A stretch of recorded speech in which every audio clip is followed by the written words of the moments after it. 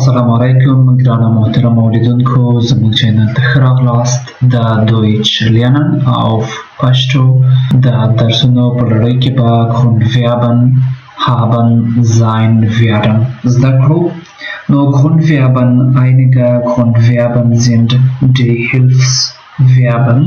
نو Grundverben یعنی اساسی فعلونه چې اساسی فعلونو ته یعنی دا ځینې اساسي فعلونه هغوی د کومکي فعلونو په شکل باندې هم استعمالول کیږي.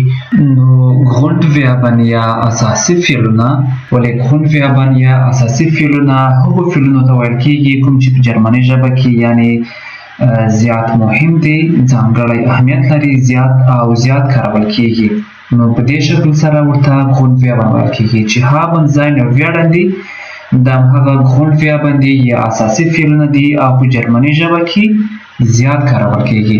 نو په دې خاطر باندې ورته اساسي فعلونه یا بیسیک یا base verbs ورته ویل کیږي. صحیح. نو Grundverben په جرمني ژبه کې ډیر مهم دي او په دې خاطر باندې زیات کارول کیږي په جرمني ژبه کې او ورته اساسي فعلونه یا Grundverben ویل کیږي. نو Grundverben چې haben sein werden دي نن به د همدې په اړه باندې درس ولرو. لومړی به ولرو haben، ورپسې به ولرو sein او دریم به ولرو werden. دلته به das Grundverben haben ولرو. دلته یعنی هماغه اساسي فعل د haben ولرو. په دې شکل کې به دوه شکلونه ولرو، singular یعنی هغه مفرد حالت او plural یا د هغوی جمع حالت به ولرو. ورپسې به دلته pronomen ضمایر ولرو، پریسنس حالت به ولرو یعنی د حاضرې زماني حالت او پریټیټم یعنی په تېره زماني حالت به ولرو. نو دلته لرو haben به په دې ځای کې کنجوګیټ کړو د خپلو مربوطو ضمیرونو سره. همدارنګه هماغه کنجوګیشن یا کنجوګیټ به هم په پریټیټم یا تېره زمانه کې ولرو. نو دلته په singular کې لرو ich habe یعنی زه لرم، ich habe یعنی زه لرم. که چېرته دا د تېر حالت شي بیا په څه شی وي ich hatte. نو habe په hatte باندې بدلیږي په پریټیټم کې. همدارنګه du hast یعنی ته لرې یو څه. du hast دا پریسنس ده. که چېرته پریټیټم یعنی تېر حالت شي نو هغه څه وي du hattest یعنی ته لرې دا پریټیټم یا تېرې زماني حالت ده. du hattest. همدارنګه er hat، sie hat، es hat دا پریسنس کې ده د haben. کله چې haben نور کنجوګیټ کړو په er sie es کې هماغه په hat باندې راځي. hat er hat، sie hat، es hat یعنی دی لري، دای لري او دغی لري. نو لکه څنګه چې same like he has، she has، it has په انګلیسي ژبه کې ویل کیږي he has، she has، it has یعنی دی لري، دای لري یا دغی لري. صحیح. نو کوم کسان چې د انګلیسي یا د انګلیش له مهارو له قوانینو سره بلد وي دا هم ورته اسانه دی. همدارنګه که چېرته er sie es hatte همدا بیا د پریټیټم یا د تېرې زماني حالت کې er hatte، sie hatte، es hatte نو همدا د تېر حالت ده. همدارنګه د جمع حالت کې لرو wir haben یعنی موږ لرو، همدا پریسنس کې ده. که چېرته موږ په تېرې پریټیټم کې ولرو wir hatten، wir haben، wir hatten یعنی موږ لرلی وو هغه تېرې زمانه ده.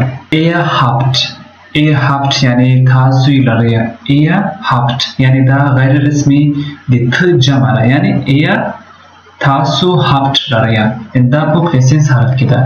ihr hattet یعنی تاسو لرلی وو هماغه بیا د جمع حالت ته په تېره زمانه کې یا پریټیټم یا پریټیټم ځینې کسان وایي. او sie haben یعنی دوی هغوی لري.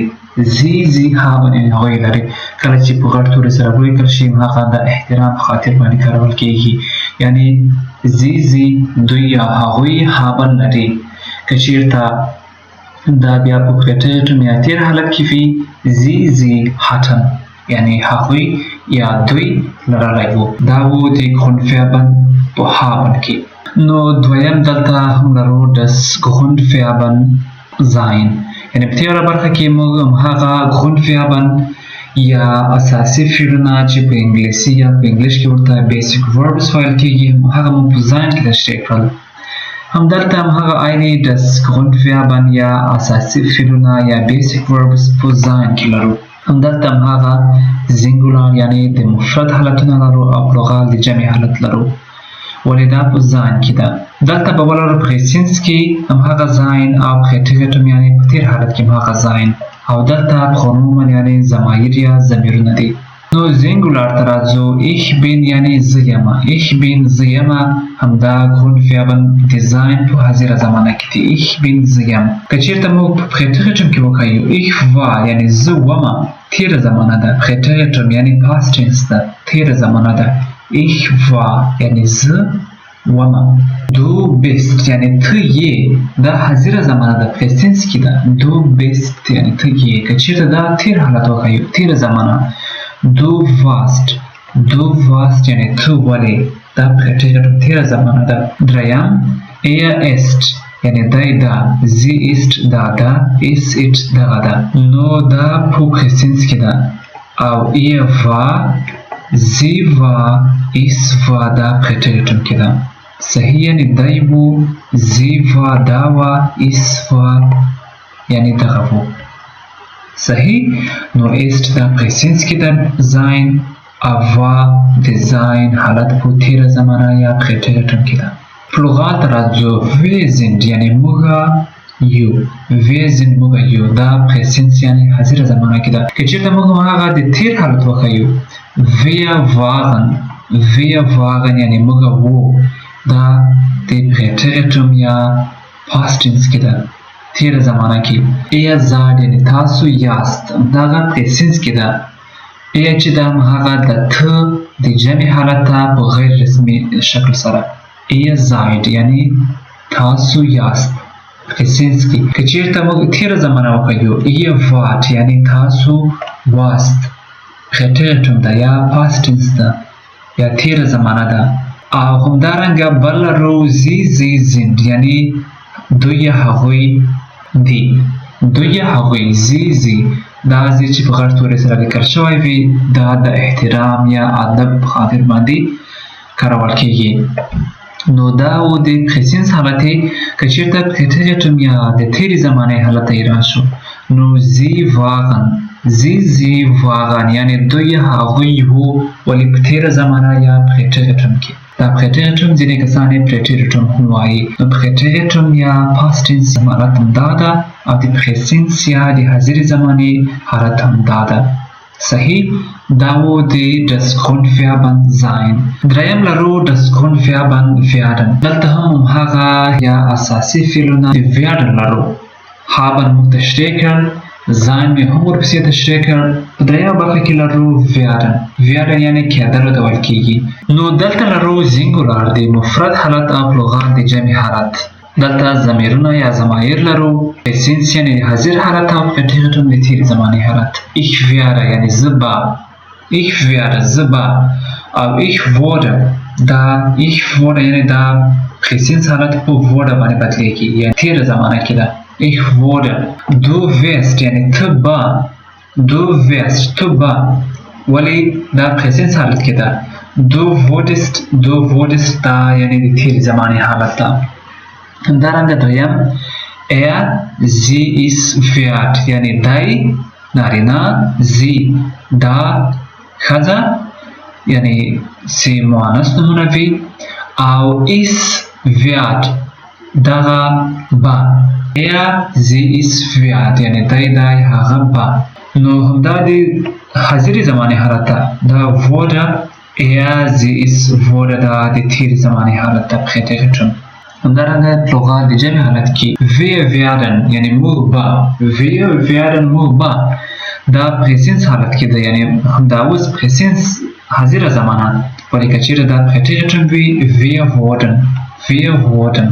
ihr werdet یعنی تاسو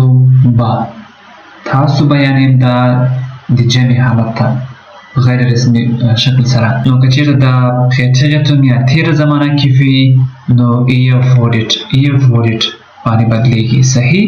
او اخری هم sie werden یعنی دوی هغوی با یعنی یو کار به وکوي یو مطالعه به وکوي یو څه به ترسره کړي sie werden د هغه وروسته تاسو کولی شئ چې هره جمله جوړه کړئ نو دا د پریزنس حالت ده sie werden او د هغوی د پریټیټم یا د تیر زمانه شکل sie wurden دا هم یعنی پریټیټم کې ده نو دا و das Grundverben په werden sein او haben کې صحیح همدا اساسي فعلونه یا بیسیک verbs یا Grundverben دي چې ډېر استعمالیږي او همیشه تاسو ورسره مخامخ کیږئ د ټولو جملو جوړولو برخه کې د ګرامر په برخه کې د لیکلو برخه کې په ټولو برخو کې نو دا په صحیح ډول سره زده کړئ die haben sein werden Grundverben یا اساسي فعلونه یا بیسیک verbs نو دا ګرامر د برخې د همداسې نورو معلوماتو د زده کولو او پوهېدلو لپاره زموږ چینل سبسکرایب کړئ که کومه پوښتنه لرئ حتما په کمنټ برخه کې ولیکئ اقلا درس سره لایک کړئ او د نورو درسونو لپاره منتظر اوسئ تر بیا درس پورې ښې چارې ښه وختونه الله مبارک